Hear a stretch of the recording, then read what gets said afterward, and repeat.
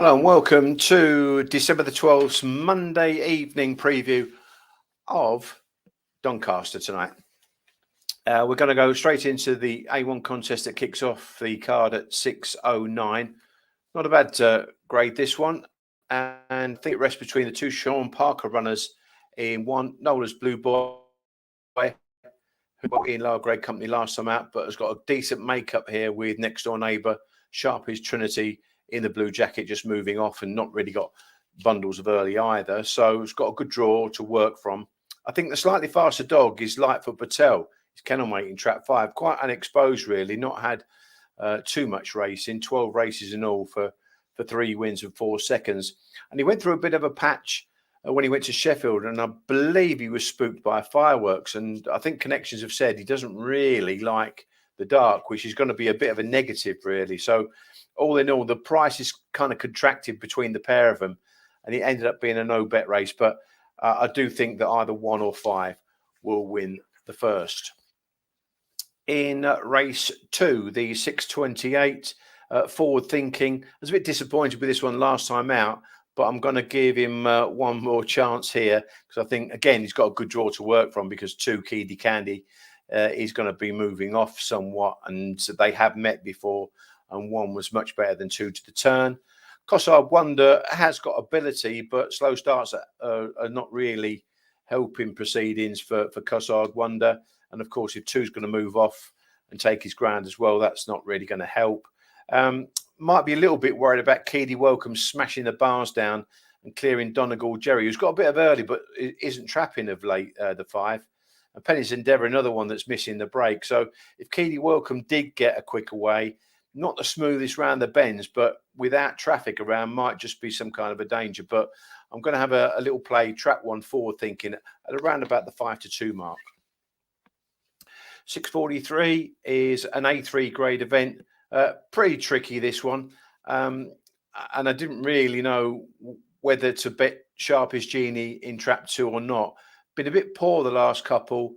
A front runner that missed the break the last 2. But prior to that, led probably a little bit vulnerable late. One on the squaddy ground on the 21st, where it might have been favouring front runners. But I'm just going to give him a chance really at the price more than anything else. Racket All Davy is coming up in trip after running pretty well in sort of B3 company over the 450 metre trip. And he does stay all right. And he's a youngish sort of greyhound that can keep improving. I might just save mistake on him if there is any value in 2, and maybe just save on 3. Bandicoot Tip in 5 has got a bit of early, as has Tommy's Alina, but they're not the smoothest round the turns. So I think that Sharpie's Genie, with any kind of break, could claim the rails, clear Burnfoot Roxy, who's not really got a lot of early, and get into the contest. And 6-1, it just kind of drew my hand. Very, very small stakes, mind. Race 4 is the 6:58. Tough enough race. It maybe the best dogs are really Ragtime Lenny in 2 and Mum Beg Jet in 3, who kind of bounced back to a little bit of form last time. He got bowled over about 3 runs back, and his trial back was moderate. His first run back wasn't great, but the last time out run was pretty good. Mum Beg Jet, and he beat Ragtime Lenny as well. So Ragtime Lenny, I prefer him in 1. I'm not too sure he's going to convince he's going to clear Barnfield Orchid on the inside. Dawn's Night is running all right. She's 6 weeks out of season, but she did win a race first run back off a trials out of season. So she'd probably be half a runner there. But all in all, couldn't see massive value, and I didn't have a play in that race. Race 5, the 7:18. I'm going to go for Letham's Mario again. He missed the kick last time out. He's a bit of a monkey. But he has got a good deal of trapping ability, and he has got a little bit of early with that as well. And Barnside Bonnie is inside, has always got that slow away VSA in the locker. Pinch of Snow, Latham's Mario led that one last time they met. And really, you're only probably looking for Bandit Bolt, who's a stayer, does get a good break on the outside, gets out pace, a bit funny on the bends, but will be roaring off the last. But I think Letham's Mario, if he gets to the front, I think he'll stay there. So he's a bit of a thinker, but as long as he gets on his own, I think he'll keep going. and around about 2-1. I made him a little bit shorter than that. So we're hoping that we're going to get a Sunday best break out of Leatham's Mario and lead all the way in race 5. Race 6, tricky enough race. I thought the runners were 2, 3, and 6. Mad About Chap. He's showing a little bit of early speed. He's not always the smoothest on the bends. He might be a little bit of a thinker himself, in actual fact. Similar, really, to Mad Dog, who will be edging inwards as well from track 3. They might hamper each other's chances. It could play into the hands of Margie's Star, who, to be fair to Debbie Calvert, has got this one running at the top of the game. She's won 2 out of the last 3, and she might just be going the right way. She's got a decent draw up on the outside. But all in all, I didn't really see masses of value, but I thought the runners were 2, 3, and 6. In race 7, this is a tough enough race, this. I didn't fancy the bottom 2 here, made them double digits, 5 and 6. But Dingy Shares, I think there might be a bit of juice in the price there. Around about 9-2, I think it's well worth taking. I made Dingy Shares favourite here. Groves Alaro will be staying fairly straight to the turn. He's dropped in grade. He came back with a bit of a bang after having a bit of a layoff. Came in as a reserve and won at a big price. And then he's been upped in grade and he's run all right. So he could provide some kind of danger. Beechwood Kate, she was eye-catching on debut, but this might be a slightly tougher assignment here. And the fact that Midas Trelli's in the race as well, he's stepping up in track 4 here from sprints into 4 Ben Company. He's very, very hit and miss, but when he got it right over the sprint trip, he looked quite good. So all in all, it's a tough enough race, but it was just the price that drew me into Dingy Shed. And of course, the draw on the inside helped. Race 8. This is a tricky enough race. I couldn't come up with a bet in this one. Loghill Buster looks to have a real good chance to bounce back to form, but he was in really good form maybe literally a month ago, but his last 3-4 runs, he hasn't looked the smoothest on the turns, and he might have a bit of pressure put on him by Rycroft Cleo. I thought they were the runners, really, but again, not enough juice in the prices, and I was a bit worried about Loghill Buster's form. So in the end, I gave that one a swerve. Race 9, interesting enough race. Ivy Hill Max is running all right. He's had his problems, but he could have a good draw here on the inside, with Dinah Rose being more of a staying type and moving off on his immediate outside. Pumba Hungry is probably a smash breaker more than anything else, but could get into the contest with a decent start.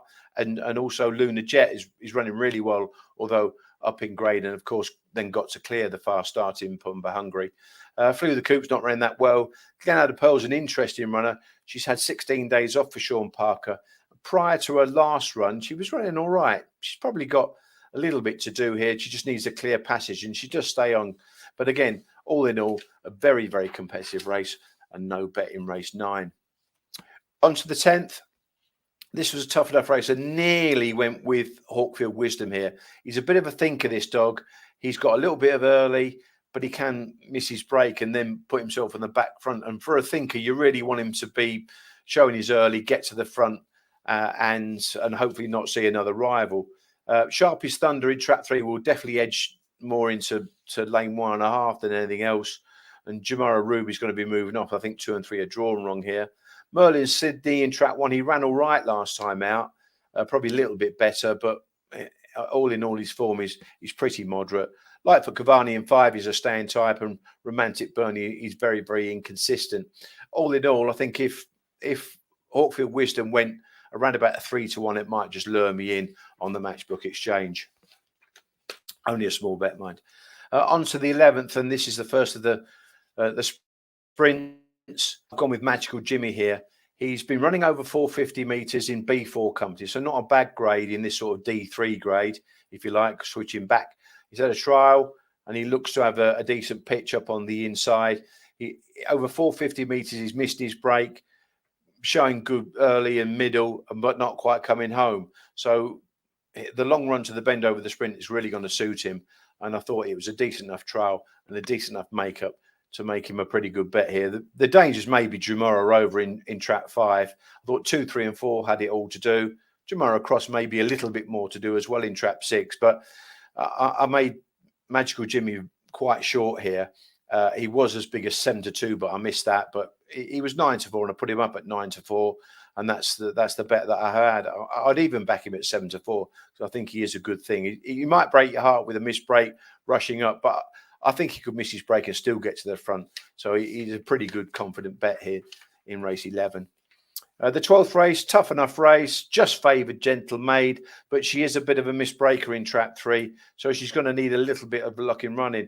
Rathme Blake continues to disappoint. He's a moderate breaker, got a bit of early on the inside, and he doesn't even seem to be coming home these days.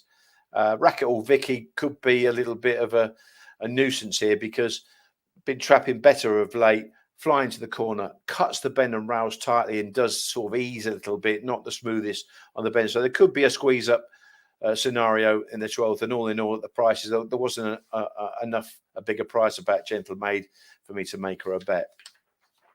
So let's have a look at the selections then and the recommendations for tonight's card. 628, track 1, forward thinking, around about a 5-2 mark. 643, a very, very small bet, and Sharp is Genie only at the price, really. 718, we need to get Leatham's Mario to get his best break and get to the front early and keep pulling from the front. 756, a value bet here. I mean, it's quite a fair bet, isn't it? Half a unit, but I just thought the 9-2, I made him favourite in this race, although there are going to be some kind of dangers. I just think that the value lures me in for that confident selection. And the best bet on the card is the 9-12 track 1 Magical Jimmy, who's making his debut over the sprint. So good luck with the punt tonight, and we'll see you again on Wednesday.